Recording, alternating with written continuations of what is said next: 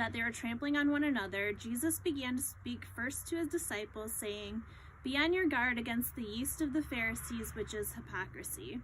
There is nothing concealed that will not be disclosed, or hidden that will not be made known. What you have said in the dark will be heard in the daylight, and what you have whispered in the ear in the inner rooms will be proclaimed from the roofs. I tell you, my friends, do not be afraid of those who kill the body and after that can do no more. But I will show you whom you should fear. Fear him who, after your body has been killed, has authority to throw you into hell. Yes, I tell you, fear him. Are not 5 sparrows sold for 2 pennies? Yet not one of them is forgotten by God. Indeed, the very hairs of your head are all numbered. Don't be afraid, you are worth more than many sparrows. I tell you, whoever publicly acknowledges me before others, the Son of Man will also acknowledge before the angels of God. But whoever disowns me before others will be disowned before the angels of God.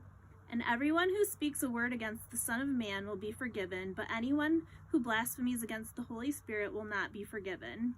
When you are brought before synagogues, rulers, and authorities, do not worry about how you will defend yourselves or what you will say, for the Holy Spirit will teach you at that time what you should say." Someone in the crowd said to him, "Teacher, tell my brother to divide the inheritance with me." Jesus replied, "Man, who appointed me a judge or an arbiter between you?" Then he said to them, "Watch out. Be on your guard against all kinds of greed. Life does not consist in an abundance of possessions." And he told them this parable. The ground of a certain rich man yielded an abundant harvest. He thought to himself, "What shall I do? I have no place to store my crops." Then he said, "This is what I'll do. I will tear down my barns and build bigger ones, and there I will store my surplus grain. And I'll say to myself, you have plenty of grain laid up for many years. Take life easy, eat, drink, and be merry." But God said to him, "You fool, this very night your life will be demanded from you. Then who will get what you have prepared for yourself? This is how it will be with whoever stores up things for themselves but is not rich toward God." Then Jesus said to his disciples, "Therefore I tell you, do not worry about your life, what you will eat, or about your body, what you will wear. For life is more than food, and the body more than clothes. Consider the ravens. They do not sow or reap, they have no storeroom or barn, yet God feeds them. And how much more valuable you are than birds. Who of you, by worrying, can add a single hour to your life? Since you cannot do this very little thing, why do you worry about the rest? Consider how the wildflowers grow. They do not labor or spin. Yet I tell you, not even Solomon in all his splendor was dressed like one of these.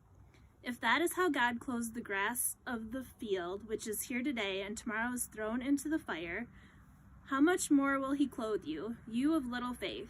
And do not set your heart on what you will eat or drink. Do not worry about it.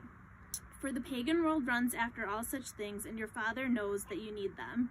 But seek his kingdom, and these things will be given to you as well. Do not be afraid, little flock, for your Father has been pleased to give you the kingdom. Sell your possessions and give to the poor. Provide purses for yourselves that will not wear out, a treasure in heaven that will never fail, where no thief comes near and no moth destroys. For where your treasure is, there your heart will be also. Be dressed, ready for service, and keep your lamps burning, like servants waiting for their master to return from a wedding banquet, so that when he comes and knocks, they can immediately open the door for him. It will be good for those servants whose master finds them watching when he comes. Truly, I tell you, he will dress himself to serve, will have them recline at the table, and will come and wait on them. It will be good for those servants whose master finds them ready, even if he comes in the middle of the night or toward daybreak. But understand this, if the owner of the house had known at what hour the thief was coming, he would not have let his house be broken into. You also must be ready, because the Son of Man will come at an hour when you do not expect him." Peter asked, "Lord, are you telling this parable to us or to everyone?" The Lord answered, "Who then is the faithful and wise manager, whom the master puts in charge of his servants to give them their food allowance at the proper time? It will be good for that servant whom the master finds doing so when he returns. Truly, I tell you, he will put him in charge of all his possessions.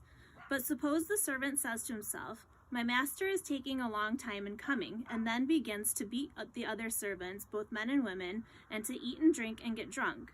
The master of that servant will come on a day when he does not expect him, and at an hour he is not aware of. He will cut him to pieces and assign him a place with the unbelievers.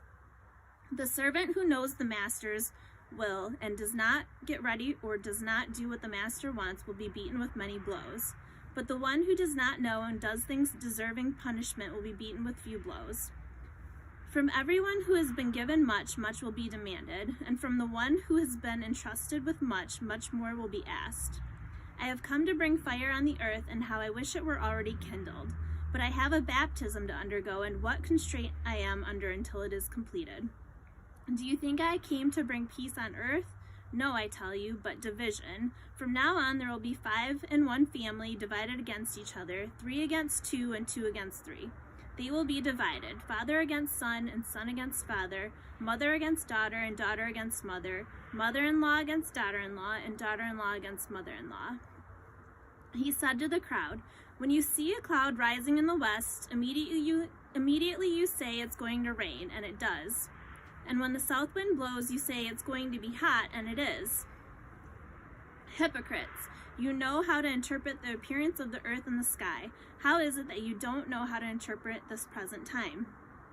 Why don't you judge for yourselves what is right?